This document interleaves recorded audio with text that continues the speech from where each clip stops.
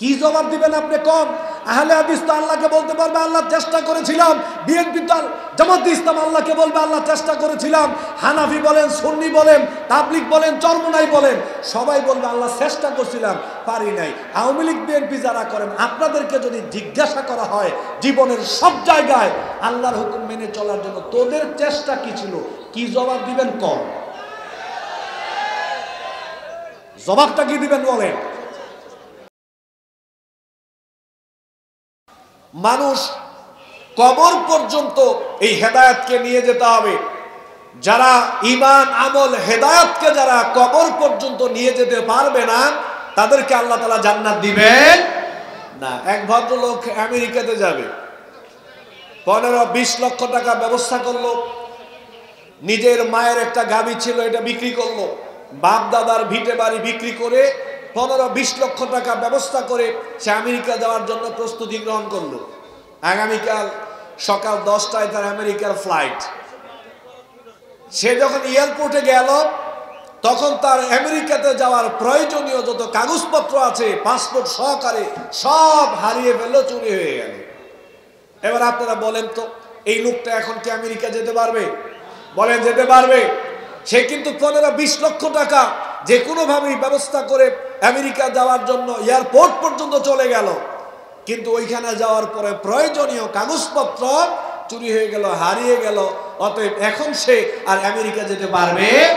তার মানে আমেরিকা যাওয়ার জন্য টাকা পয়সা ব্যবস্থা করা যতটা জরুরি, আমেরিকাতে গিয়ে পৌঁছানোর আগ পর্যন্ত ওই টাকা পয়সা দিয়ে যেই কাগজপত্র ব্যবস্থা করা হয়েছে, ওই কাগজপত্র সংরক্ষণ করা তার চাইতে আরো বেশি। অতএব আমি আর আপনি ইহদিনাস সিরাতাল মুস্তাকিম, আল্লাহকে বলতেছে হেদায়েত পেয়ে গেলাম। হেদায়েত পাওয়া যতটা সহজ, হেদায়েতের উপরে মৃত্যুবরণ করা, মৃত্যুর আগ পর্যন্ত হেদায়েতের উপরে টিকে থাকা, এটা তার চাইতে কঠিন। ঠিক কিনা বলেন? ঠিক কিনা? অতএব আমরা যারা মনে করি উত্তরাধিকারীর সূত্রে আমরা হেদায়েত পেয়ে গেলাম, এটা ভুল ধারণা। শোনেন, মনে রাখেন সবাই, আমাদের সমাজের মানুষ মনে করে মুসলিম পরিবারে জন্মগ্রহণ করলেই মুসলিম হওয়া যায়, মুসলিম বংশে জন্মগ্রহণ করলে, মুসলিম সমাজে বসবাস করলে, মুসলিম রাষ্ট্রে বসবাস করলে মুসলিম হওয়া যায়। অনেকে আমরা এরকমটা মনে করি। বিষয়টা আসলে এরকম নয়। কারণ ভূঁইয়া পরিবারে জন্মগ্রহণ করলে উত্তরাধিকারীর সূত্রে ভূঁইয়া হওয়া যায়, চৌধুরী পরিবারে জন্মগ্রহণ করলে উত্তরাধিকারীর সূত্রে চৌধুরী হওয়া যায়, তারপরে খান বংশে জন্মগ্রহণ করলে উত্তরাধিকারীর সূত্রে খান হওয়া যায়, পীর বংশে জন্মগ্রহণ করলে উত্তরাধিকারীর সূত্রে খেলাফত পাওয়া যায়, পীর হওয়া যায়। কিন্তু ডাক্তারের ঘরে জন্মগ্রহণ করলে ডাক্তার হওয়া যায়, ইঞ্জিনিয়ারের ঘরে জন্মগ্রহণ করলে ইঞ্জিনিয়ার হওয়া যায় না, আলেমের ঘরে জন্মগ্রহণ করলে আলেম হওয়া যায়। এগুলো পড়াশোনা করে অর্জন করতে হয়। ঠিক কিনা বলে? ঠিক কিনা? মুসলমানিত্ব উত্তরাধিকারী সূত্রে পাওয়া যায় না, হেদায়েত উত্তরাধিকারী সূত্রে পাওয়া যায় না। মুসলমানিত্ব হেদায়েত এটা অর্জন করতে হয়। ঠিক কিনা? এটা অর্জন করা লাগে, পড়াশোনা করে, ঈমান আনয়ন করে, আমল করে এগুলো অর্জন করা লাগে। এজন্য আমরা আল্লাহ তাআলার কাছে বলি ইহদিনাস সিরাতাল মুস্তাকিম, রব্বুল আলামিন আপনি আমাদেরকে হেদায়েত দান করেন, সিরাতাল মুস্তাকিম দান করেন। আল্লাহ রব্বুল আলামিন বললেন, তোমরা আমার কাছে হেদায়েত চাচ্ছ, আমি তোমাদেরকে হেদায়েত দেব। ইচ্ছে করলে আমি আল্লাহ রাব্বুল আলামিন সরাসরি তোমাদেরকে আমি হেদায়েত দিতে পারি, কিন্তু সরাসরি হেদায়েত দেওয়ার সিস্টেমটা ইসলামে নাই। আল্লাহ রাব্বুল আলামিন হেদায়েতের রাস্তা বলে দিলেন। আমরা আল্লাহকে বললাম, রব্বুল আলামিন কিভাবে আমরা হেদায়েত পেতে পারি আপনি আমাদেরকে বলে দেন, কোন রাস্তায় চললে, কার কাছে গেলে আমরা হেদায়েত পাবো। আল্লাহ রাব্বুল আলামিন বললেন, যালিকাল কিতাবু লা রাইবা ফীহি হুদাল লিল মুত্তাকিন। সুবহানাল্লাহ। আল্লাহ রাব্বুল আলামিন বললেন, যারা আমার কাছে হেদায়েত চাও, হেদায়েতের ব্যাপারে দিক নির্দেশনা আমি দিয়ে দিলাম। এই যে কিতাব দিলাম, এটা এমন কিতাব, কিতাবের শুরু থেকে শেষ পর্যন্ত কোনো সন্দেহের অবকাশ নাই। এই কিতাবটা হলো মুত্তাকিদের জন্য হেদায়েত। সুবহানাল্লাহ। এই কিতাব হলো হেদায়েতের কিতাব, এটা মুত্তাকিদের জন্য পথ নির্দেশক। যারা হেদায়েত চাও, আমি আল্লাহর কাছে যারা হেদায়েত চেয়েছো, আমি আল্লাহ তোমাদেরকে বলে দিলাম তোমরা কোরআনের কাছে চলে যাও। কোন সুবহানাল্লাহ। তাহলে দেখেন, একটু আমার দিকে তাকান। আমরা হেদায়েত চাইলাম উপরের দিকে, কোথায় চাইলাম? উপরের দিকে হেদায়েত চাইলাম। আল্লাহ তো বলতে পারতেন আচ্ছা ঠিক আছে, যেহেতু আমার কাছে হেদায়েত চাইলি, যা আমি সরাসরি হেদায়েত দিয়ে দিলাম। আল্লাহ বলছে যেহেতু আমার কাছে হেদায়েত চাইলি উপরের দিকে, আমি আল্লাহ তাআলা তোদেরকে জমিনের দিকে পাঠিয়ে দিলাম। আমি কিতাব দিলাম, কোরআন দিলাম, সমস্ত মানুষ কোরআনের কাছে চলে যা, কোরআনের কাছে গেলেই তারা হেদায়েত পাবে। কোন সুবহানাল্লাহ। তাহলে হেদায়েতের কিতাবের নাম হলো কোরআনুল কারীম। এই কোরআন গোটা, ভাই আপনারা এই যে ভাই, হ্যালো ভাই, একটু দয়া করে, আমার সময় কম ভাই, একটু কথা বলবেন না দয়া করে প্লিজ ভাই। আল্লাহ রাব্বুল আলামিন কোরআনুল কারীমকে নাযিল করেছেন হেদায়েতের গাইড বুক হিসেবে। গোটা বিশ্ব মানবতাকে অন্ধকারাচ্ছন্ন জীবন ব্যবস্থা থেকে বের করে গোটা বিশ্ব মানবতাকে আলোর দিকে নিয়ে যাওয়ার জন্য, সিরাতে মুস্তাকিমের দিকে নিয়ে যাওয়ার জন্য, শান্তির পথে নিয়ে যাওয়ার জন্য আল্লাহ রাব্বুল আলামিন কোরআন নাযিল করেছেন। বলেন সুবহানাল্লাহ। তাহলে আমরা হেদায়েত নেব কোরআন থেকে। এই কোরআন থেকে কিভাবে হেদায়েত নেওয়া যায়? শুধু সারা দিন আল্লাহ তাআলাকে বললেই হবে না যে আমাকে হেদায়েত দান করেন, আর শুধুমাত্র কোরআনের কাছে গিয়ে পড়ে থাকলেই হেদায়েত পাওয়া যাবে না। বরং এই কোরআনকে জানতে হবে, বুঝতে হবে, কোরআনের সাথে সুসম্পর্ক গড়তে হবে, এছাড়া হেদায়েত পাওয়া যাবে। এই কোরআন থেকে আমরা কিভাবে হেদায়েত পেতে পারি, এই কোরআন থেকে আমরা কিভাবে হেদায়েত পেতে পারি, আমি আজকের সংক্ষিপ্ত পরিসরে এই কথাগুলো তুলে ধরবো। শুনবেন তো ইনশাআল্লাহ? মন দিয়ে শুনবেন তো ইনশাআল্লাহ? আল্লাহ যেন তৌফিক দেন, কোন আমিন। দেখুন, দুনিয়াতে আল্লাহ রাব্বুল আলামিন আমাদের জন্য কোরআন দিলেন। এখন এই কোরআন যদি আমরা না পড়ি, কোরআন তেলাওয়াত না করি, কোরআন অনুযায়ী নিজেদের জীবনকে গঠন না করি, একদিকে তো হেদায়েত পাবো না, পাবোই না, আরেকদিকে পরকালে খবর আছে না নাই? কোন খবর আছে না নাই? আল্লাহ রাব্বুল আলামিন বলেন, ওয়া ক্বালা আর-রাসূলু ইয়া রাব্বি ইন্না কওমি ইত্তাখাযু হাযাল কুরআনা মাহজুরা। আল্লাহ রাব্বুল আলামিন বলেন, কিয়ামত দিবসে বিচারের মাঠে আল্লাহর নবী আল্লাহর কাছে অভিযোগ করবেন, মামলা দায়ের করে বলবেন, রব্বুল আলামিন এরা আমার জাতির মানুষ ছিল, এরা আমার উম্মত ছিল, এরা আমার সম্প্রদায় ছিল, তারা কোরআনকে মূল্যায়ন করে নাই, কোরআনকে পরিত্যাজ্য বিষয় বানিয়ে ফেলেছিল, কোরআনকে অপ্রয়োজনীয় বিষয় বানিয়ে ফেলেছিল। অতএব আজকে আমি তাদের বিরুদ্ধে মামলা করলাম। মামলা করবেন আল্লাহর নবী আমাদের বিপক্ষে যদি আমরা কোরআনকে পরিত্যাজ্য বিষয় মনে করি, কোরআনকে অপ্রয়োজনীয় বিষয় মনে করি, কোরআন থেকে যদি নিজেদেরকে আমরা দূরে রাখি, স্বয়ং আল্লাহর নবী আল্লাহর কাছে আমাদের বিরুদ্ধে অভিযোগ করবেন, মামলা করবেন। নাউযুবিল্লাহ। অতএব আল্লাহর নবী আমাদের বিরুদ্ধে মামলা করুক, এটা আমরা চাই না। বরং নবী করিম সাল্লাল্লাহু আলাইহি ওয়াসাল্লাম বলেছেন, আল কোরআনু হুজ্জাতুন লাকা ওয়া আলাইক। মুসলিমের বর্ণনা, যারা কোরআনের সাথে সুসম্পর্ক রাখবে, যারা কোরআনকে মেনে চলবে, কোরআন অনুযায়ী যারা নিজেদের পথকে সুগম করে নেবে, নবী করিম সাল্লাল্লাহু আলাইহি সাল্লাম বলছেন এই কোরআন তার পক্ষে দলিল হবে। কোন সুবহানাল্লাহ। আর যারা কোরআন থেকে নিজেদেরকে দূরে রাখবে, কোরআনের সাথে সুসম্পর্ক করবে না, কোরআনকে পরিত্যাজ্য বিষয় বানিয়ে ফেলবে, অপ্রয়োজনীয় বিষয় যারা কোরআনকে বানিয়ে ফেলবে, এই কোরআন তাদের বিপক্ষে অবস্থান করবে, কোরআন তাদের বিপক্ষে দলিল হবে। নাউযুবিল্লাহ। অতএব আমরা চাই কোরআন আমাদের পক্ষে সুপারিশ করুক, কোরআন আমাদের পক্ষে দলিল হোক, নবী করিম সাল্লাল্লাহু আলাইহি ওয়াসাল্লাম আমাদের পক্ষে আল্লাহ তাআলার কাছে কথা বলুক, আমাদের বিরুদ্ধে যাতে আল্লাহ নবী অবস্থান না করে। চাই কি চাই না? আমরা এটা চাই। এখন এই কোরআন থেকে আমরা হেদায়েত নেব, যদি হেদায়েত পেয়ে যাই আমরা পরকালে মুক্তি পাবো, বলি ইনশাআল্লাহ। এই কোরআন থেকে হেদায়েত নিতে হলে, কোরআন থেকে হেদায়েত পাইতে হলে সর্বপ্রথম আমাদেরকে যেই কাজটা করতে হবে সেটা হলো এই কোরআনের প্রতি ঈমান আনয়ন করতে হবে। কি করতে হবে ভাই? সবাই বলেন কি করতে হবে? ঈমান আনয়ন করতে হবে। ঈমান আনয়ন করা ছাড়া এই কোরআন থেকে হেদায়েত পাওয়া যাবে না। না, এটা আল্লাহ তাআলার কালাম। এটা কার কালাম বলেন না সবাই? কার কালাম? আল্লাহ তাআলার কালাম। এটা সরাসরি আল্লাহর পক্ষ থেকে নাজিলকৃত চূড়ান্ত সর্বশেষ আসমানি কিতাব, যা নাজিল করা হয়েছে বিশ্ব নবী, সর্বশ্রেষ্ঠ এবং সর্বশেষ নবী মুহাম্মদুর রাসূলুল্লাহ সাল্লাল্লাহু আলাইহি ওয়াসাল্লামের উপরে নাজিল করা হয়েছে। এই কোরআনের সূরা ফাতিহার আলিফ লাম থেকে শুরু করে সূরা নাসের সিন পর্যন্ত যত কথা আছে, এই সবগুলো কার কথা? কন্যা একটু কার কথা? আল্লাহর কথা। মানুষের রচিত কোনো কথা এই কোরআনে নাই। এমনকি আল্লাহর নবীর নিজের রচিত কোনো কথাও এই কোরআনে যা আছে সবটাই আল্লাহর কথা। আল্লাহ রাব্বুল আলামিন বলেন, মা ইয়ানতিকু আনিল হাওয়া ইন হুয়া ইল্লা ওয়াহয়ুন ইউহা। আমার নবী নিজের নফসকে অনুসরণ করে, প্রবৃত্তিকে অনুসরণ করে কোনো কথা দিনের নামে কোরআনের ভিতরে চালান নাই, বরং আমি আল্লাহ তাআলা ওহীর মাধ্যমে যা নাজিল করেছি, আমার নবী সেই ওহীর কথার মাধ্যমেই দ্বীন প্রচার করেছেন। সুবহানাল্লাহ।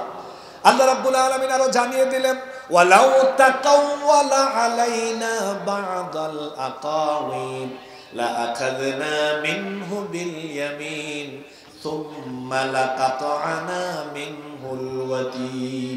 আল্লাহ রাব্বুল আলামিন বললেন, আমার নবী যদি নিজের থেকে কোনো কথা রচনা করে দ্বীনের ভিতরে নবীর নামে চালাইতেন, কোরআনের ভিতরে নবীর নামে চালাইতেন, আমি আল্লাহ তাআলা নবীর ডান হাতকে চেপে ধরতাম এবং নবীর কণ্ঠনালীকে আমি আল্লাহ তাআলা কেটে ফেলে দিতাম। নবী যা কিছু বলেছে এগুলো নবীর রচিত কথা নয়। আমি আল্লাহ তাআলা নবীকে যা বলতে বলেছি, আমার নবী আমি আল্লাহর কথাগুলোই তোমাদের মধ্যে প্রচার করেছেন। আবার কোন সুবহানাল্লাহ। অতএব এই কোরআনুল কারীমের প্রতি ঈমান আনয়ন করতে হবে। এটা আল্লাহ তাআলার আসমানি কিতাব। যা কিছু বলা হয়েছে সবচেয়ে আল্লাহ তাআলার কালাম, আল্লাহ তাআলার কথা। এখানে যা কিছু বলা হয়েছে সব সত্য কথা। এটা মানুষের জন্য হেদায়েত, মানুষের জন্য গাইডলাইন। কোন সুবহানাল্লাহ। আল্লাহ তাআলা কোরআনুল কারীমের ব্যাপারে বলেছেন, এটা হলো সর্বশ্রেষ্ঠ এবং সর্বশেষ চূড়ান্ত আসমানি কিতাব। ইতিপূর্বে যত আসমানি কিতাব আল্লাহ তাআলা নাযিল করেছিলেন, এই কোরআনুল কারীমের মাধ্যমে সমস্ত আসমানি কিতাবকে আল্লাহ তাআলা রহিত করে দিয়েছেন। ঠিক না? সব আল্লাহ তাআলা রহিত করে দিয়েছেন। এখন যারা হেদায়েত পেতে চায়, পূর্ববর্তী কোন আসমানি কিতাব, মানব রচিত কোন কিতাব কেউ যদি অনুসরণ করে মেনে চলে, তার কপালে হেদায়েত জুটবে। হেদায়েত পেতে হলে কার কাছে আসতে হবে? কন্যা কার কাছে আসতে হবে? কোরআনুল কারীমের কাছে আসতে হবে। আল্লাহ রাব্বুল আলামিন বলেন, ফাআমিনু বিল্লাহি ওয়া রাসূলিহি ওয়ান নূরিল্লাযী আনজালনা। ঈমান আনয়ন করো আল্লাহর প্রতি, ঈমান আনয়ন করো তার রাসূলের প্রতি, ঈমান আনয়ন করো সেই নূরের প্রতি যেই নূর আমি আল্লাহ রাব্বুল আলামিন নাযিল করেছি। তাফসীরকারগণ বলেন, এখানে নূর বলতে আল্লাহ রাব্বুল আলামিন কোরআনুল কারীমকে বুঝিয়েছেন। আল্লাহ বললেন, তোমরা সবাই কোরআনুল কারীমের প্রতি ঈমান আনয়ন করো। সুবহানাল্লাহ। আল্লাহর প্রতি ঈমান, তার রাসূলের প্রতি ঈমান এবং নূর তথা আল কোরআনুল কারীমের প্রতি তোমরা ঈমান আনয়ন করো। দেখুন, আপনারা একটু আওয়াজ দিয়ে বলেন তো, এই কোরআনের প্রতি আমাদের ঈমান আছে না নাই? সবাই বলেন, আছে না নাই? কোরআনুল কারীমের প্রতি আমাদের ঈমান আছে। অত্যন্ত পরিতাপের ব্যাপার, অত্যন্ত পরিতাপের ব্যাপার। পৃথিবীর সবাই জানে এই কোরআনুল কারীম আসমানের কিতাব। যারা মুসলিম তারাও বলে, যারা অমুসলিম তারাও বলে এটা আল্লাহ তাআলার কালাম, এটা আল্লাহ নাযিল করেছেন। শুনুন, ঈমান আনয়ন করার মানে এই না যে হ্যাঁ বিশ্বাস করলাম যে এটা আল্লাহর কালাম, বাস দায়িত্ব শেষ, এরকম না। অসংখ্য ঈমানদার মুসলমান রয়েছে যারা এই কোরআনকে আল্লাহ তাআলার কালাম মনে করার পরেও এই কোরআনের বিরুদ্ধাচরণ করে। এরকম আল্লাহর ওলি আছে না নাই? কোন আছে না নাই? ওরা কিন্তু মুসলমান, নিজেদেরকে মুসলিম মনে করছে, ঈমানদার মনে করছে, তারা বিশ্বাস করে এটা আল্লাহ তাআলার কালাম, তারপরেও আল্লাহ তাআলার অসংখ্য বিধিবিধানের ব্যাপারে তাদের আপত্তি আছে না নাই? কোন আছে না নাই? ইসলামে অসংখ্য বিধিবিধানের ব্যাপারে তারা আপত্তি করে, বিদ্বেষ লালন পালন করে, তারা ঘৃণা পোষণ করে। যারা আল্লাহ তাআলার কালামের ব্যাপারে বলবে এটা আল্লাহ তাআলার কালাম, এ কথা স্বীকৃতি দেওয়ার পরে যদি কেউ আল্লাহর দ্বীনের কোনো বিষয় নিয়ে ঘৃণা করে, আপত্তি করে, আল্লাহর বিধিবিধানের ব্যাপারে যদি কেউ বিদ্বেষ লালন পালন করে, এ ব্যক্তি কোনোদিন হেদায়েত পাবে অমুসলমান হতে পারে না, অমুসলমান হতে পারে না। আপনি শুধু বলবেন যে এটা আল্লাহর কালাম আর মনে করবেন দায়িত্ব শেষ, চলবে না। ঈমান আনয়ন করার পরে সামি'না ওয়া আতা'না, আল্লাহ তাআলা কোরআন কারিমে যা বলেছেন সবগুলো শুনলাম এবং মেনে নিলাম, এর নাম ঈমানদার। কোন সুবহানাল্লাহ। এখন আপনি বলবেন যে এটা আল্লাহর কালাম আর দ্বীনের ইসলামের বিভিন্ন বিষয়ের সম্পর্কে আপনার আপত্তি থাকবে, কোরআনের বিভিন্ন বিধানের ব্যাপারে আপত্তি করবেন, বিদ্বেষ লালন পালন করবেন, আপনি মুসলমান হতে পারবেন না। আল্লাহ তাআলা বলছেন আফাতুমিনুনা বিবাদিল কিতাবি ওয়া তাকফুরুনা বিবাদ। সূরা বাকারার 85 নং আয়াতে আল্লাহ তাআলা বলছেন কোরআনের কিছু কিছু বিধানের ব্যাপারে তুমি ঈমান রাখবা আর কিছু কিছু বিধানের ব্যাপারে তুমি অস্বীকৃতি জানাইবা, আপত্তি পেশ করবা, এটা হলে চলবে।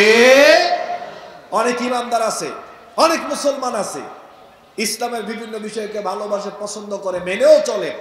আবার এরকম মুসলমানদের মধ্য থেকে কিছু মুসলমান আছে যারা কোরআনের কিছু কিছু বিধানের ব্যাপারে আবার আপত্তি পেশ করে, কি করে না, কম করে কিনা, অনেক বিধানকে তারা ঘৃণাও করে। এই কথাই আল্লাহ বলছেন কিছু কিছু মানবা আর কিছু কিছু অস্বীকার করবা, আপত্তি করবা, মানতে চাইবা না। এই যদি হয় তোমাদের অবস্থা, মুমিন তো হতেই পারবা না, ঈমানদার তো হতেই পারবা না, বরং দুনিয়াতে রয়েছে তোমাদের জন্য সংকীর্ণময় জীবন, লাঞ্ছনাময় জীবন, অপমানকর জীবন, কষ্টের জীবন। পরকালীন জীবনে সাজা আছে না নাই, শাস্তি আছে না নাই। অতএব কোরআনের প্রতি ঈমান রাখতে হবে, এটা আল্লাহ তাআলার কালাম, এখানে যা কিছু বলা হয়েছে কোনো সন্দেহ নাই, মানুষের কোনো কথা নাই, মানুষ রচনা করে নাই, আল্লাহ রচনা করেছেন। এটা মানুষের জন্য হেদায়াত। শুরু থেকে শেষ পর্যন্ত ঈমান রাখতে হবে, কোনো বিষয়ের ব্যাপারে আপত্তি করা যাবে না, ঘৃণা করা যাবে না, বিদ্বেষ পোষণ করা যাবে না, অস্বীকার করা যাবে না। কোরআন থেকে হেদায়েত পাওয়ার জন্য 1 নম্বর শর্ত হলো কোরআনুল কারীমের প্রতি ঈমান আনয়ন করা। 2 নম্বর হলো এই কোরআনকে পড়তে জানতে হবে। শুধু মসজিদে নামাজের মধ্যে ইহদিনাস সিরাতাল মুস্তাকিম বলবো আর কোরআন পড়তে পারবো না, হেদায়েত পাওয়া যাবে? এই কোরআনকে পড়তে জানতে হবে, এই কোরআনকে তেলাওয়াত করতে জানতে হবে, পড়তে শিখতে হবে, এছাড়া হেদায়েত পাওয়া যাবে না। আজকে আমাদের সমাজে আমরা অনেকেই, বেশিরভাগ মানুষ বিশ্বাস করে এটা আল্লাহ তাআলার কালাম, কোরআনের কোনো বিধিবিধানের ব্যাপারে আমাদের আপত্তি নাই, ঘৃণাও করি না, কিন্তু কোরআনের ধারে কাছেও আবার যাই না, আছে না নাই? দিনের পর দিন চলে যায়, সপ্তাহের পর সপ্তাহ চলে যায়, মাসের পর মাস চলে যায়, বছরের পর বছর চলে যায়, কোরআন ধরেও না, কোরআন পড়েও না, পড়তে পারেও। এরকম মুসলমান আছে না নাই? কথা কোন আছে না নাই? তো আপনি কেমনে হেদায়েত পাইবেন কম? হেদায়েত কেমনে পাইবেন কম? এক অসুস্থ রোগী ডাক্তারের কাছে গেছে, গিয়া কয় ডাক্তার সাহেব আমি অসুস্থ, চিকিৎসা করেন। ডাক্তার সাহেব আমি অসুস্থ, চিকিৎসা করেন। ডাক্তার পরীক্ষা নিরীক্ষা করে চিকিৎসা করে দিয়ে প্রেসক্রিপশনের মধ্যে ওষুধ লিখে দিয়ে বলল এই ওষুধগুলো নিয়মিত খাবেন, ইনশাআল্লাহ সুস্থ হয়ে যাবেন। হে লোকে ডাক্তারের প্রেসক্রিপশনই না বাড়ির মধ্যে ফালায় রেখা হে খেতকা মারে চলে গেছে, ওষুধও খায় না, ওষুধ কিনেও নাই, প্রেসক্রিপশন দেখেও না। 1 মাস পরে এসে ডাক্তার কি ওষুধ দিলেন, ও রোগ তো ভালো হয় না। কি ওষুধ দিলেন, রোগ তো ভালো হয় না। ডাক্তার কইলে ওষুধ খাইছেন নি? কয় না, ওষুধ তো খাই নাই। তো রোগ কেমনে ভালো হলো? কয় প্রেসক্রিপশন কই?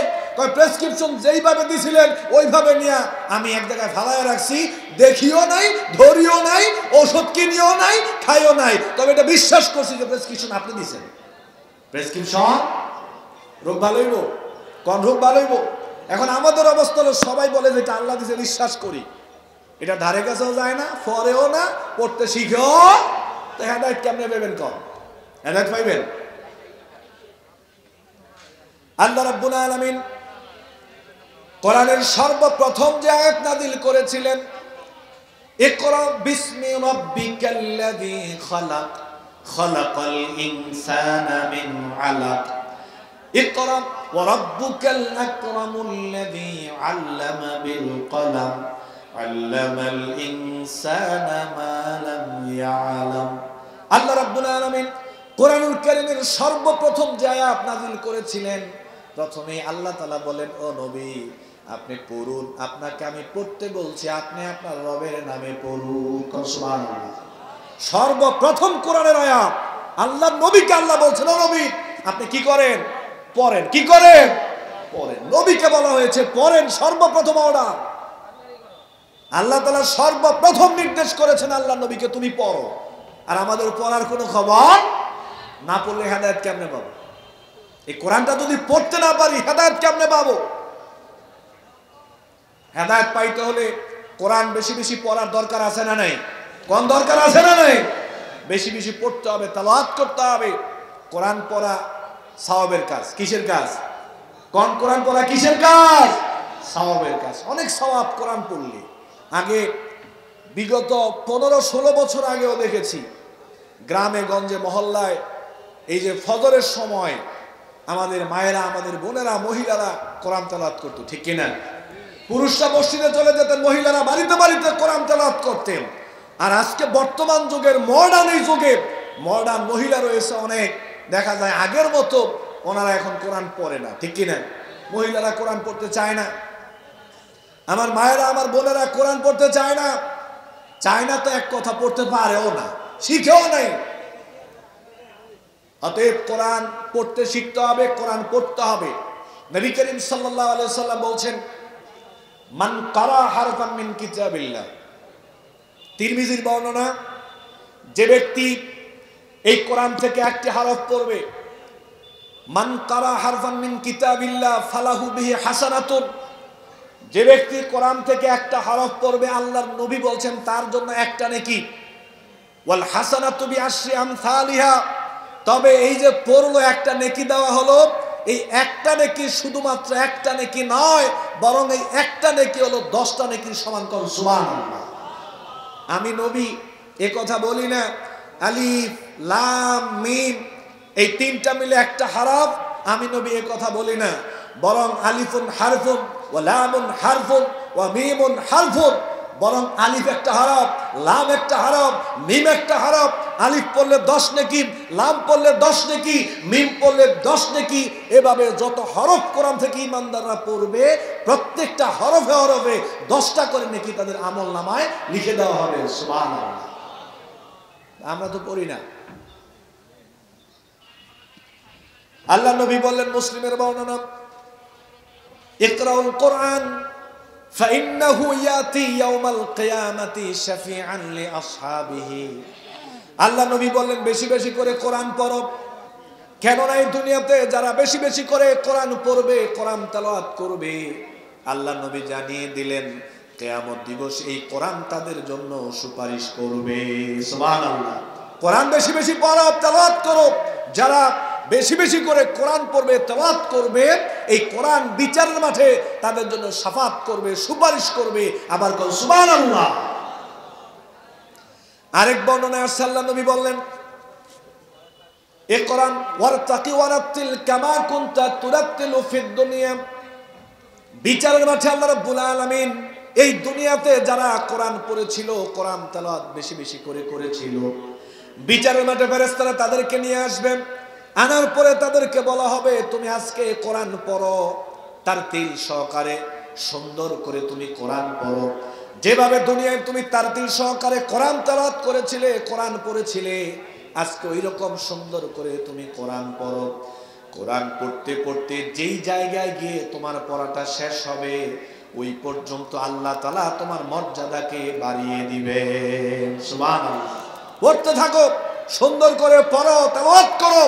পড়তে পড়তে যেই জায়গায় গিয়ে তোমার পড়া থেমে যাবে, ওই পর্যন্ত আল্লাহ তাআলা তোমার মর্যাদাকে বৃদ্ধি করে দিবেন। কোন সুবহানাল্লাহ। অতএব আমরা যারা কোরআন পড়ি না, নিঃসন্দেহে অসংখ্য সওয়াব মর্যাদা থেকে আমরা বঞ্চিত হচ্ছি এবং বিচারের মাঠে অপমানকর অবস্থার শিকার আমাদেরকে হতে হবে। অসংখ্য মর্যাদা থেকে আমরা বঞ্চিত হব।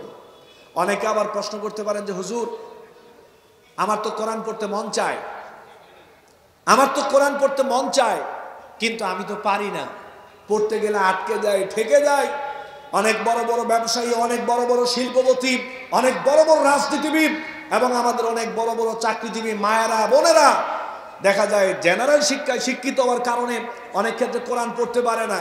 পড়ার আগ্রহ আছে, পড়ার চেষ্টা করে, পড়তে গেলে আটকে যায়, ঠেকে যায়।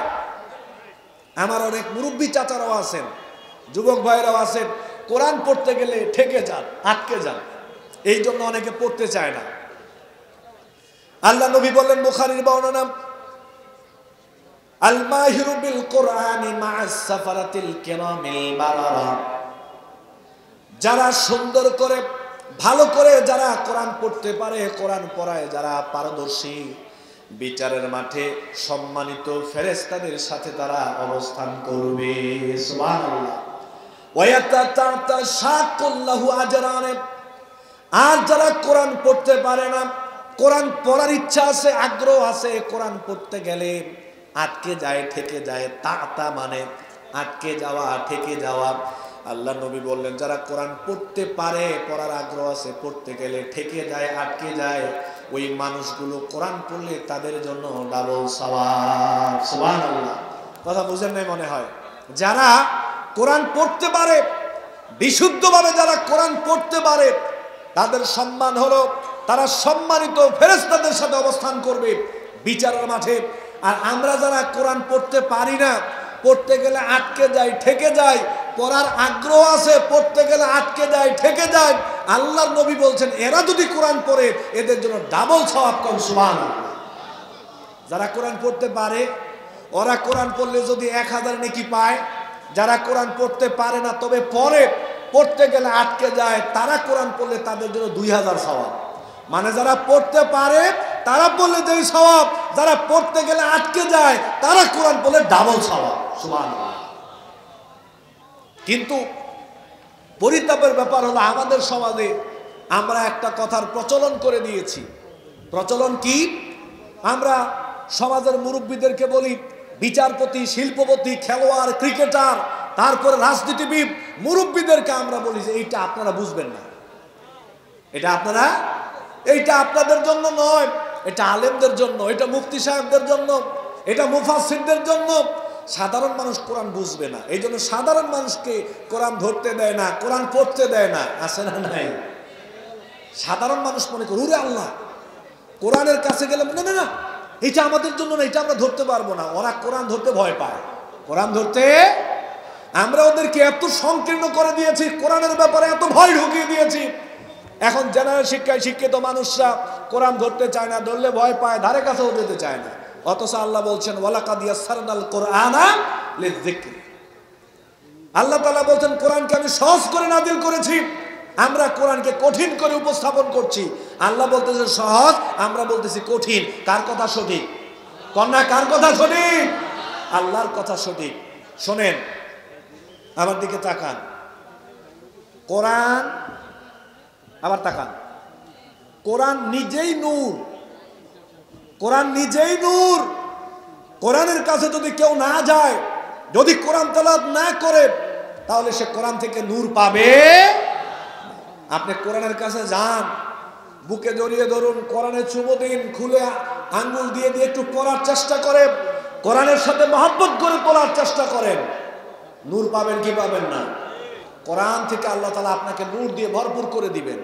এখন আপনি যদি কোরআনের কাছেই না যান, আলোর কাছেই না যান, ভালো মানুষের সংস্পর্শে না গেলে ভালো কেমনে হবেন? কোরআনের কাছে যদি আপনি নাই যান, হেদায়েত কেমনে পাবেন? হ্যাঁ, একথা সত্য। কোরআনের যে গভীরত্ব রয়েছে, কোরআনের ভিতরে যে জ্ঞান গর্ব কথা রয়েছে, ফতোয়া রয়েছে, এগুলো আলেমদের কাজ। এগুলো কাদের কাজ? এগুলো আলেমদের কাজ। এগুলো সাধারণ মানুষ আমরা করতে পারবো না। তবে সাধারণ মানুষকে অবশ্যই কোরআন পড়তে হবে, কোরআন জানতে হবে, কোরআন বুঝতে হবে, ঠিক কিনা? কোরআন তেলাওয়াত করতে হবে। যারা আমরা এখানে আসি, আমাদের যাদের কোরআন তেলাওয়াত শুদ্ধ নয়, যারা কোরআন পড়তে গেলে আমরা ভুল করি, অনেকে আছে নামাজ পড়ি কিন্তু কোরআন তেলাওয়াত শুদ্ধ না। তো কোরআন তেলাওয়াত যদি শুদ্ধ না হয় তো নামাজ হবে? নামাজ হবে? নামাজ তো নষ্ট হয়ে যাবে, নামাজ নষ্ট হয়ে যাবে। আপনারা জানেন কোরআনে একটা সূরা আছে, সূরার নাম হলো সূরা ইখলাস, কুল হুয়াল্লাহ সূরা। আমার দিকে তাকান, এই যে কুল হুয়াল্লাহ সূরা, একটা হচ্ছে কাফ আরেকটা হচ্ছে কফ, একটা হচ্ছে কাফ, আরেকটা কফ। কুল মোটা করে হবে কুল, হে নবী আপনি বলুন আল্লাহ একক একক। হে নবী আপনি বলেন আল্লাহ একক একক। এখন আপনি যদি এটা পড়ার সময় মোটা করে কাফ উচ্চারণ করতে না পারেন, আপনি যদি চিকুন করে বলেন যে কুল, কি কুল?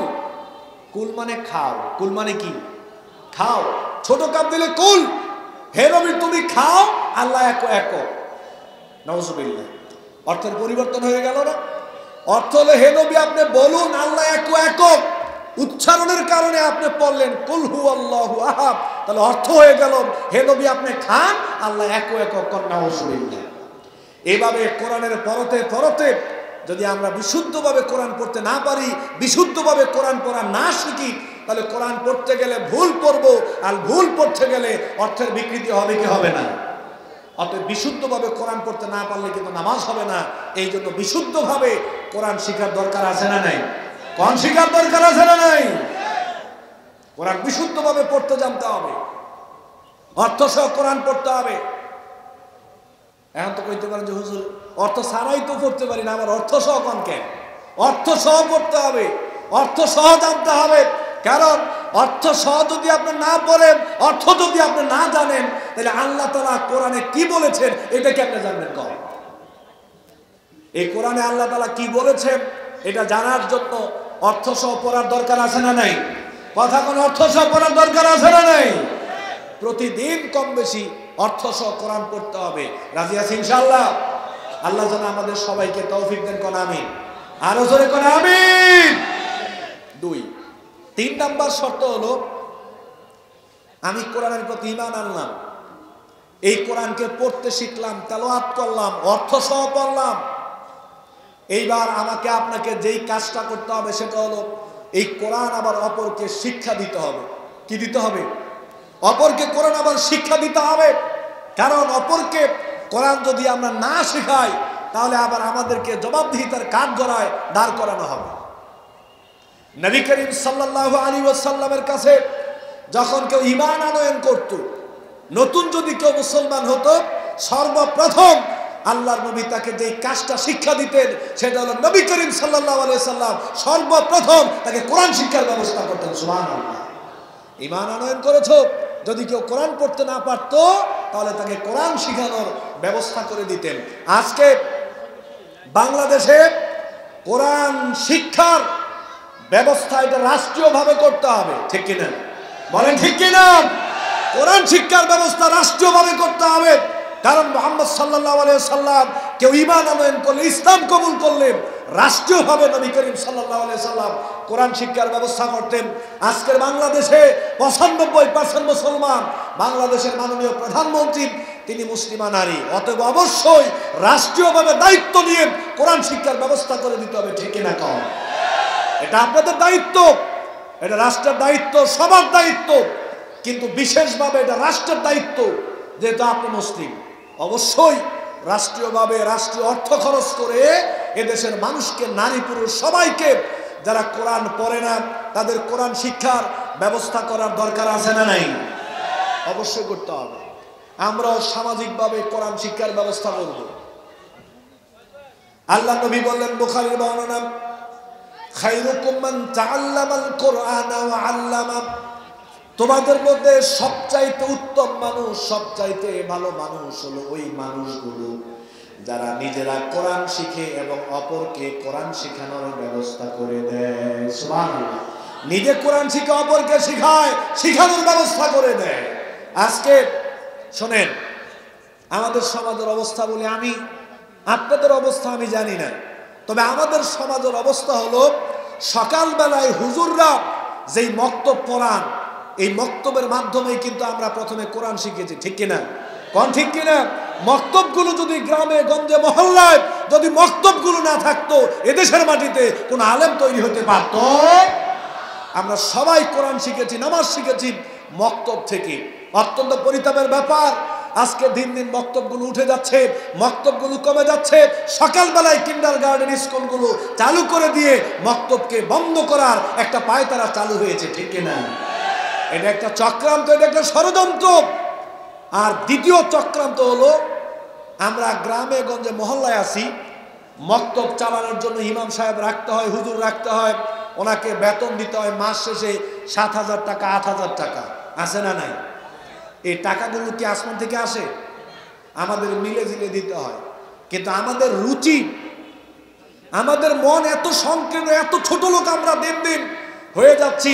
মক্তবের হুজুরের বেতন মাত্র 5,000 6,000 টাকা, তাও দেখা যায় 1.5-2 মাস বকেয়া থাকে, আছে না নাই?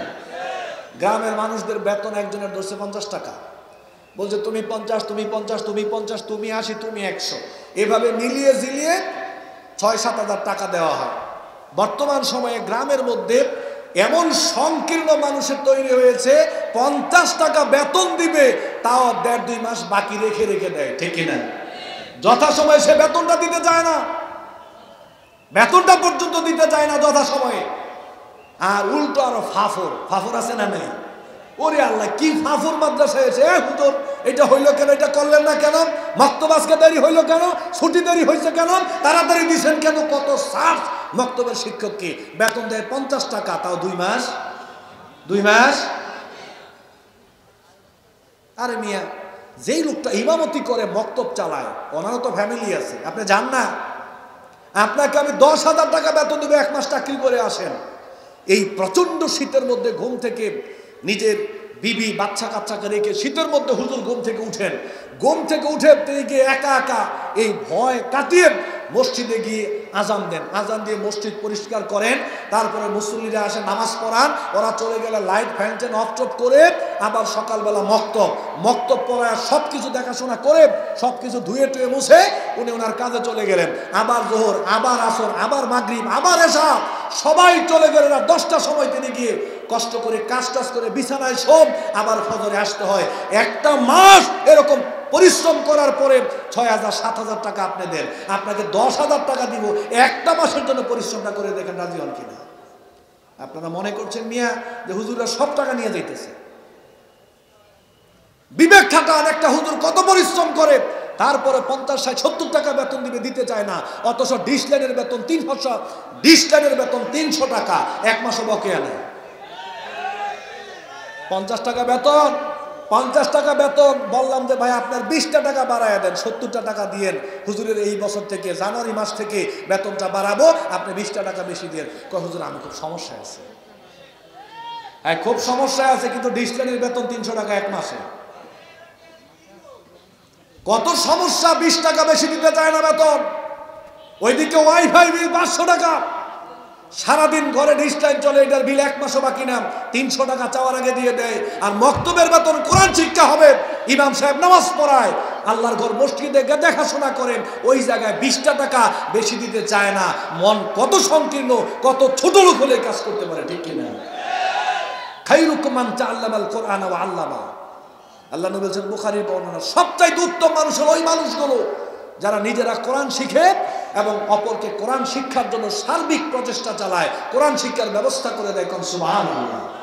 হাতে পায়ে ধরি ভাই, আল্লাহ নবী বলছেন লাইসাল গিনা আন কাসরাতিল আরাদি ওয়ালাকিন্নাল গিনা গিনান নাফস। যার অর্থ সম্পদ, টাকা পয়সা আছে, আভিজাত্য আছে, ওই মানুষটা ধনী নয়। সবচাইতে বড় লোক ওই মানুষ যে মনের দিক থেকে ধনী, সে হলো সবচেয়ে বড় ধনী। কোন সুবহানাল্লাহ। মন বড় করেন, মন বড় করেন। হুজুরের বেতন বাড়ান, হুজুরের বেতন বাড়ান। আমরা ওয়াজ করলে এক রাত্রে 60,000-70,000 টাকা পর্যন্ত আপনারা দিয়ে দেন। আর একজন হুজুর কত পরিশ্রম করে, একটা মাস পরিশ্রম করে, মাত্র 6,000-7,000 টাকা বেতন। এই টাকা দিয়ে পুরো পরিবারটা চালাতে হয়। আর আমাদেরকে 1 ঘন্টার জন্য 60,000-70,000 টাকা দিয়ে আনেন ওয়াজ করতে, কিচ্ছা কাহিনী বলে চলে গেলাম। হুজুর একটা মাস পরীক্ষা করছে, একটা মাস পরিশ্রম করার পরে 6-7,000 টাকা বেতন। দরকার কি ছিল আপনাকে 60,000 টাকা দিয়ে আমাকে আনার? আজকে জুমার খুতবা রেকর্ড করলেন না কেন? অভিযোগ ক্যামেরা ভাই যারা আছেন, আপনাদের বিরুদ্ধে আমি মামলা করলাম, অভিযোগ করলাম আপনাদের কাছে, জুমার খুতবা রেকর্ড করলেন না কেন? আজকে সিফাত হাসানের ওয়াজ, সিফাত হাসানের বক্তব্য রেকর্ড হবে, এরপরে আলোচকদের রেকর্ড হবে। সুবহানাল্লাহ। এই খুতবায় কারা কারা ছিলেন? হাত তোলেন। এত জ্ঞান গর্ব, এত অসাধারণ জুমার খুতবা আজকে আলোচনা হয়েছে। আমার ইচ্ছা হয়েছিল আমি 50টা ক্যামেরা ফিট করে দিই। কত জ্ঞান গর্ব আলোচনা করেছেন আজকে প্রফেসর শেখ মুক্তার আহমদ স্যার। আমি থমিয়ে তাকিয়ে রইলাম, মনে মনে চিন্তা করলাম যে আল্লাহ এখন থেকে ওয়াজ কম করবো, ওয়াজ বেশি শুনবো। খুতবা কাকে বলে অবাক হয়ে গেলাম, কত জ্ঞান গর্ব আলোচনা। অতএব প্রিয় ভাইরা যারা আছেন, আপনারা যারা আছেন, ওই 60-70 হাজার টাকা দিয়ে একজন আলোচককে এনে এক রাত্রে 1 ঘন্টা ওয়াজ শুনে দিন পরিবর্তন হবে না। ইমাম সাহেবের বেতন বাড়ান, মসজিদে তিনি খুতবা দেন ওনার বেতন বাড়ান, ওনাকে পড়াশোনা করতে বলেন, ভালো ইমাম রাখেন, ভালো খতিব রাখেন, সমাজ পরিবর্তন হয়ে যাবে বলেন ইনশাআল্লাহ। ইমাম সাহেবের বেতন 5,000। ইমাম সাহেবের চিন্তা করে এত পরিশ্রম করার পরে 5,000 টাকা বেতন, এক খুতবা দিয়া 2 বছর চালাবো। খুতবা বিষয় একটা, এইটা দিয়ে 2 বছর চলবে, বেতন 5,000। খায়রুকুম মান তাআল্লামাল কুরআন ওয়া আল্লামা। সবচাইতে ভালো মানুষ, উত্তম মানুষ হলো ওরা যারা নিজেরা কোরআন শিখে অপরকে কোরআন শিখার ব্যবস্থা করে দেয়। কোন সুবহানাল্লাহ। তাহলে কোরআনের প্রতি ঈমান আনয়ন করলাম, কোরআনকে পড়তে জানলাম, কোরআন তেলাওয়াত করলাম, অর্থ সহ পড়তে জানলাম, অপরকে কোরআন শিক্ষা দিলাম। 3 নাম্বার হলো এই কোরআনকে মেনে চলার দরকার আছে না নাই? কথা কোন মেনে চলার দরকার আছে না নাই? এই কোরআনকে মেনে চলা ছাড়া হেদায়েত পাওয়া সম্ভব। মেনে চলা লাগবে, কারণ এই কোরআন হচ্ছে নূর, এই কোরআন হচ্ছে হেদায়েতের কিতাব। এটা না মানলে হেদায়েত পাওয়া যায়। আল্লাহ রাব্বুল আলামিন কোরআনুল কারীমে ঘোষণা করে দিয়েছেন, ফাইম্মা ইয়াতিয়ান্নাকুম মিন্নি হুদা ফামান তাবিআ হুদায়া ফালা খাউফুন আলাইহিম ওয়ালা হুম ইয়াহজানুন। আদম আলাইহিস সালাতুস সালাম এবং ইবলিসকে যখন বললেন কুল্লাহবিতু মিনহা জামিআ, তোমরা এখান থেকে বের হয়ে যাও, তোমাদেরকে দুনিয়াতে পাঠানো হবে। আল্লাহ তাআলা আদম আলাইহিস সালাতুস সালাম এবং ইবলিসকে দুনিয়াতে পাঠানোর সময় বললেন, আমি তোমাদের কাছে কিতাব পাঠাবো, গাইডলাইন পাঠাবো, যেই কিতাব হেদায়েতের কিতাব যদি তোমরা মেনে চলতে পারো তাহলে তোমাদের কোনো দুঃখ থাকবে না, ভয় থাকবে না, বরং তোমরা কল্যাণের মধ্যে থাকবা। সুবহানাল্লাহ। ফাইম্মা ইয়াতিয়ান্নাকুম মিন্নি হুদা ফামান তাবিআ হুদায়া ফালা খাউফুন আলাইহিম ওয়ালা হুম ইয়াহজানুন। হেদায়েত পাঠাবো, কিতাব পাঠাবো। আমাদের যুগে কিতাব হলো আল কোরআন। এই কোরআনকে যারা আঁকড়ে ধরবে, মেনে চলবে, আল্লাহ তাআলা বলছেন তোমাদের কোনো ভয়, তোমাদের কোনো চিন্তাও নাই। অতএব কোরআন মেনে চলতে হবে। কোরআন মেনে চলা ছাড়া হেদায়েত পাওয়া যাবে। আল্লাহ রাব্বুল আলামিন সূরা ইব্রাহিমের প্রথমে বললেন, কিতাবুন আনজালনাহু ইলাইকা লিতুখরিজান নাসা মিনাজ যুলুমাতি ইলান নূর। আল্লাহ রাব্বুল আলামিন বললেন, নবী আপনার কাছে আমি কিতাব নাযিল করেছি, আপনার কাছে আমি নূর নাযিল করেছি, আলো নাযিল করেছি, আপনি যাতে করে এই নূর দিয়ে, কিতাব দিয়ে গোটা দুনিয়ার সমস্ত মানব জাতিকে অন্ধকারাচ্ছন্ন থেকে বের করে আলোর পথে নিয়ে আসতে পারেন। এজন্য আমি আপনার কাছে কোরআন নাযিল করেছি। সুবহানাল্লাহ কর, সুবহানাল্লাহ কর। এই কোরআন হলো আলো, মানুষকে আলোর পথ দেখাবে, অন্ধকারাচ্ছন্ন থেকে বের করে গোটা জাতির মানুষকে আলোর পথে নিয়ে আসার জন্য আল্লাহ তাআলা কি দিলেন? কোরআন দিলেন। কিন্তু অত্যন্ত পরিতাপের ব্যাপার, অনেকে বলে হুজুর আমাদের কাছে তো কোরআন আছে কিন্তু আমরা তো অন্ধকারে আছি। কোরআনও আছে, আবার কোথায় আছি? অন্ধকারে আছি, আলো পাই না কেন? আমি বলি ভাই, এক ছেলে আমেরিকা গেছে, আমেরিকা গিয়ে শুনলো তার বাবা বয়স্ক মানুষ। ভাই কথা বলছেন কেন ভাই? ছেলেটা আমেরিকা যাওয়ার পরে শুনলো তার বাবা বয়স্ক মানুষ, চা খেতে বাজারে যেতে অসুবিধা হয়, মসজিদে যেতে অসুবিধা হয়, এশার নামাজ, ফজরের নামাজে, মাগরিবের পরে বাজারে যেতে পারে না, চোখে দেখে কম। ছেলে 1 লক্ষ টাকা দিয়ে একটা টর্চ লাইট কিনল। টর্চ লাইট কিনে লাইটটা পাঠাইলেন। পাঠায় নিজের বাবাকে ফোন দিয়ে বললেন যে বাবা, শুনলাম তুমি অন্ধকারে বাজারে যেতে পারো না, মসজিদে যেতে পারো না, 1 লক্ষ টাকা দিয়ে একটা টর্চ লাইট পাঠাইলাম, এটা দিয়া জ্বালাইয়া জ্বালাইয়া তুমি বাজারে যাইবা, তুমি দোকানে যাইবা, চা খাইবা, মসজিদে যাইবা। 1 লক্ষ টাকা দামের লাইট বাবা যখন পাইলো, হাতের মধ্যে পেয়ে প্রথমে একটা চুমু দিল, দিয়ে বুকের মধ্যে জড়িয়ে ধরলো। আশেপাশের মহল্লার 4-5 গ্রামের মানুষ শুনছে উমুকের ছেলে 1 লক্ষ টাকা দামের লাইট পাঠাইছে, সবাই বাড়িতে ভিড় জমাইছে লাইট দেখবে, 1 লক্ষ টাকা লাইট দেখবে। হে ভদ্রলোক মুরব্বী যখন দেখছে যে জনগণ ভরে গেছে, লাইট দেখবে, উনি লাইট বুকে নিয়ে কয়, খবরদার, 1 লক্ষ টাকা দামের লাইট, খবরদার কেউ ধরবে না, অনেক দামি লাইট আমেরিকা থেকে আমার ছেলে পাঠাইছে, সাবধান, কেউ ধরতে পারবে না। হে বুকে ধরে রাখে, সুমো দেয়, কাউকে ধরতে দেয় না, দেখতে দেয় না, ছুঁইতে দেয় না। রাত্রে ঘুমার সময় সুকেজের মধ্যে তালা মেরে রেখে দিয়ে হের করে ঘুমায়। ঘটনাক্রমে একদিন এই লাইট নিয়ে বগলে নিচে রাইখা বাজারের দিকে যাচ্ছে, আসার পরে বাজারে কোনো মতে কেনে গেছে, আসার সময় আর কিছু দেখা যায় না, অন্ধকার। ঘটনাক্রমে রাস্তার পাশে ছিল এক টয়লেট, লাইট বগলে নিচে মাগার জ্বালায় না, এই টয়লেটের গর্তের মধ্যে পড়ে গেছে, লাইট জ্বালায় না। রাতে খুঁজে পায় না, সকালবেলা সবাই খুঁজে দেখে লোকটা টয়লেটে। উইলা গোসল টোসল করায় বললো যে আপনি গর্তে বললেন কেমনে? কয় গর্তে বললাম, রাত্রে বাজার থেকে আসছিলাম, অন্ধকার রাত্রি, টয়লেটের গর্তে ছিল, পড়ে গেছি। কয় লাইট সাথে ছিল না? হ্যাঁ লাইট সাথে ছিল। কয় জ্বালান না? জ্বালায় আবার কেমন? 1 লক্ষ টাকা দামের লাইট, এটা আমেরিকা থেকে পাঠাইছে আমার সন্তান, 1 লক্ষ টাকা দামের লাইট, এটা আবার জ্বালাই কেমন? খালি লাইটের প্রশংসা। কিসের প্রশংসা?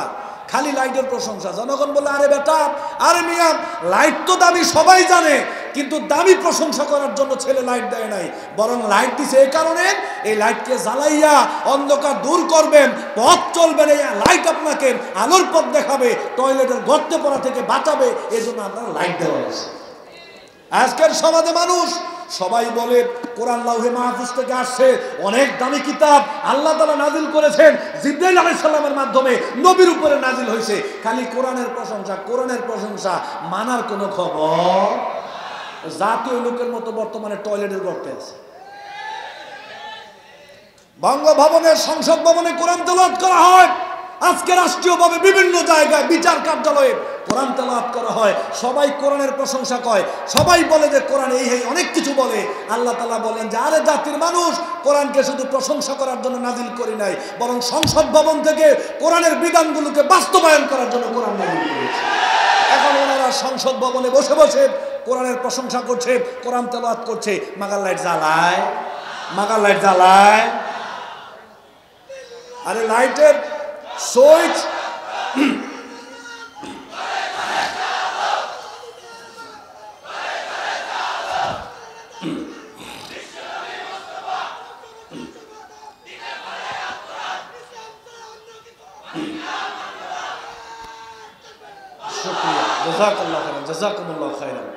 এই লাইটের সুইচটা টিপ মারতে হবে ওই জায়গা থেকে।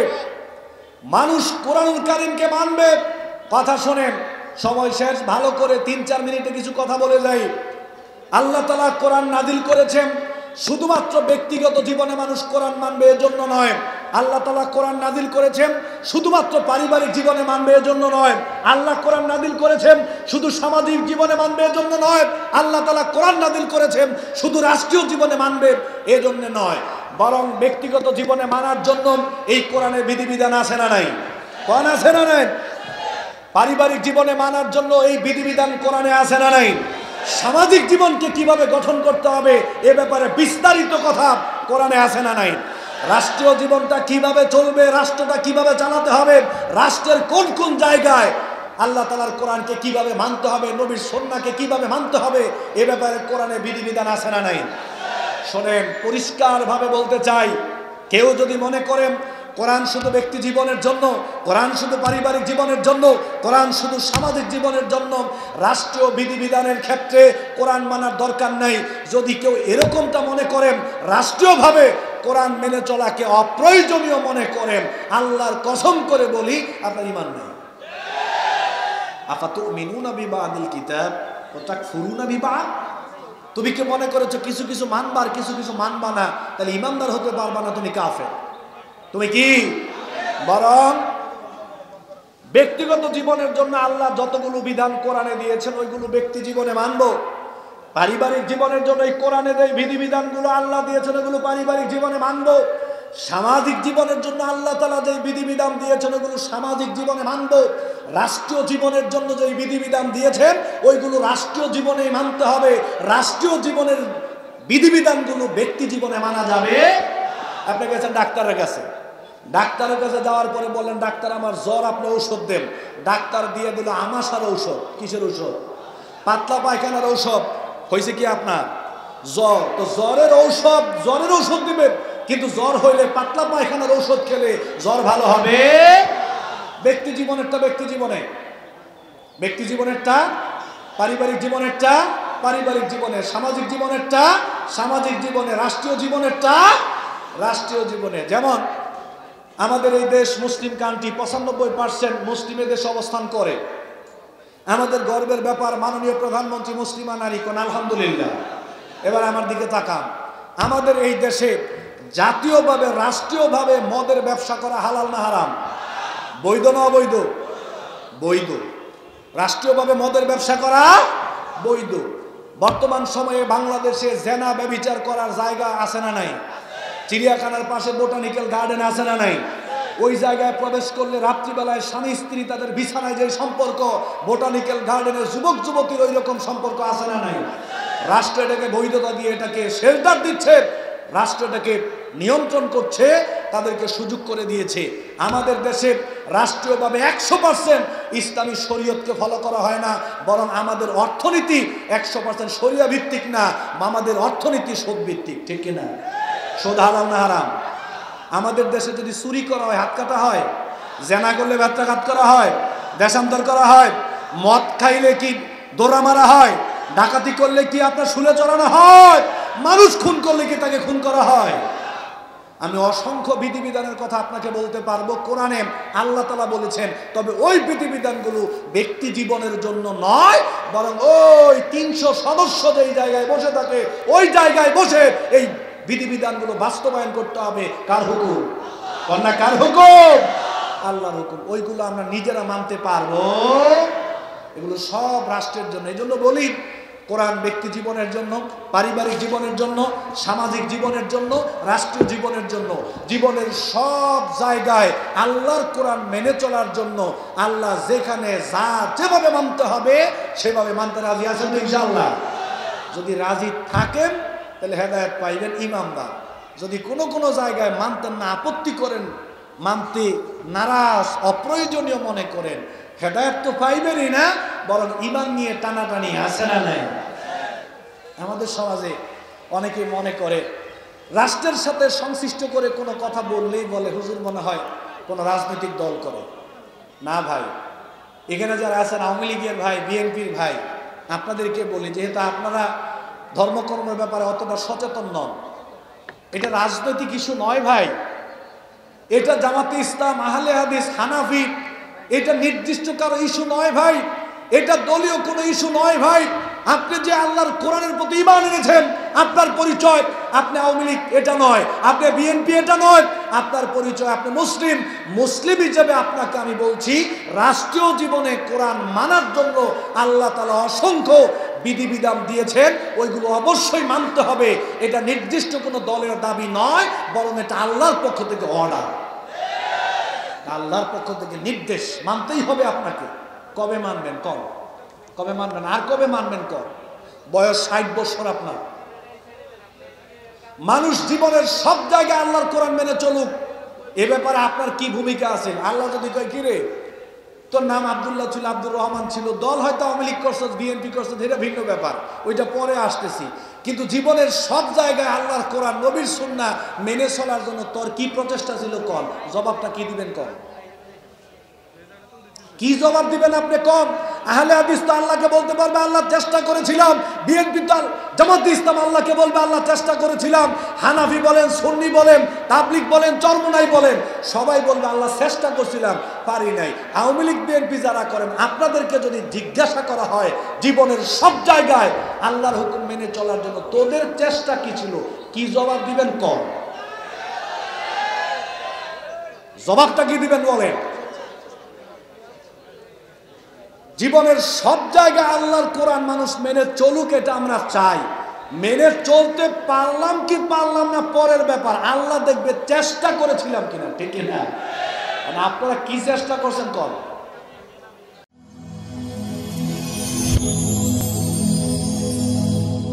Rose TV 24.